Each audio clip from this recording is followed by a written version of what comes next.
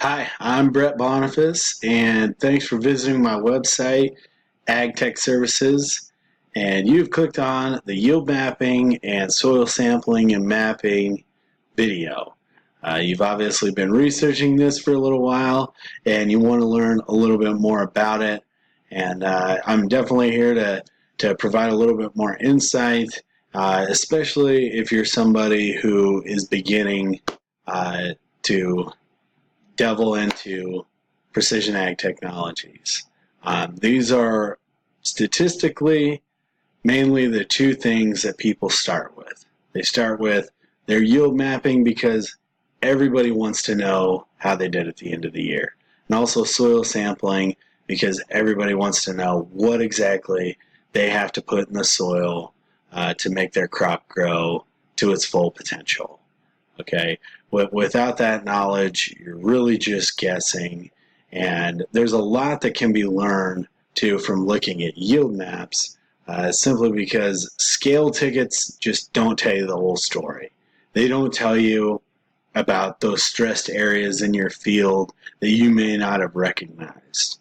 Um, so we're going to talk a little bit more about these, some pros and cons, and what they pair best with as far as other technologies that we have to offer. Now, as I just stated, yield mapping it will show you a lot more than your scale tickets at the end of the year. But other things that yield mapping will do is in real time, it's going to show you, your moisture content and your yield on the fly, going through the field in the combine.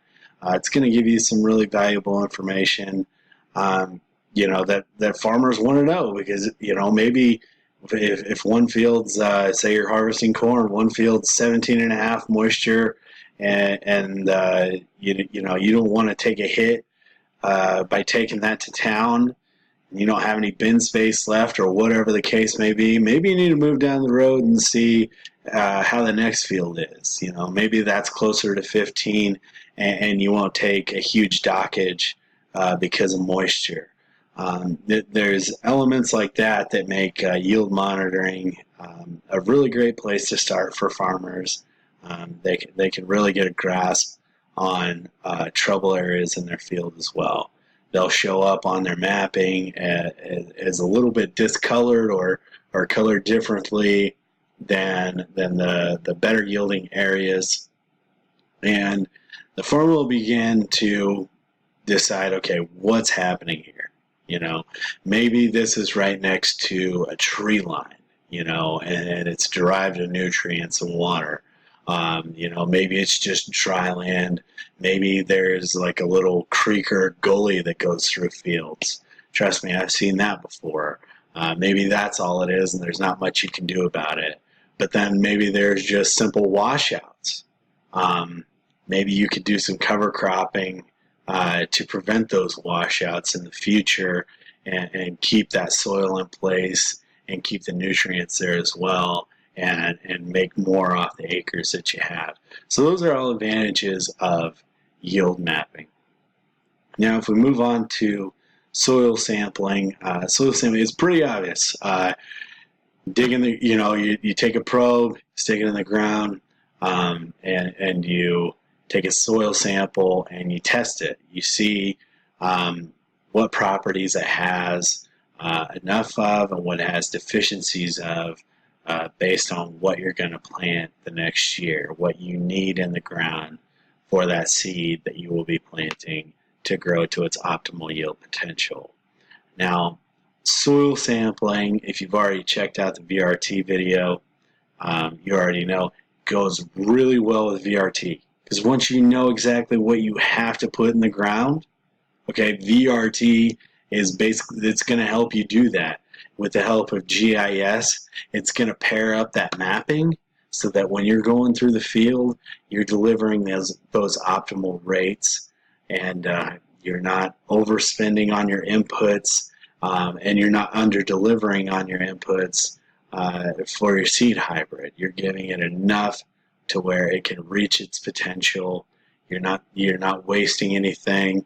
Nothing's becoming volatile and going up into the unused, just wasted money.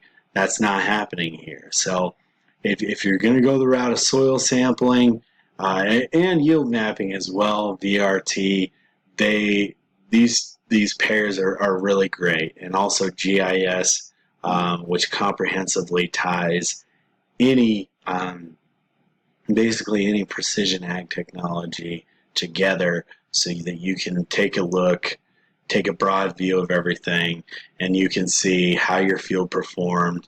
Maybe you underperformed in one practice or another. Maybe something was off when you were planting or fertilizing. You never know, and you can identify these things. There's microclimates in fields too. There's trouble areas in fields too, and you can kind of learn how to address those and develop a plan of attack. Um, so lastly, based on my research of what you can save and the potential yield increase, this is one of the better places to start, but I would strongly recommend going with VRT technology as well as GIS to kind of pull everything together comprehensively and realize your yield potential and also to eliminate input costs.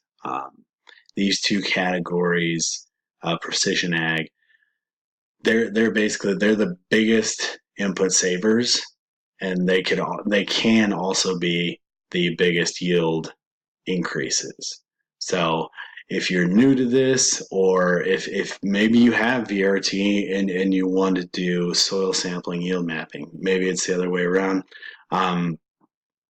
You really need to consider pairing these both together, because there really is no telling when you pair them both together how well you're going to do, but you will do better.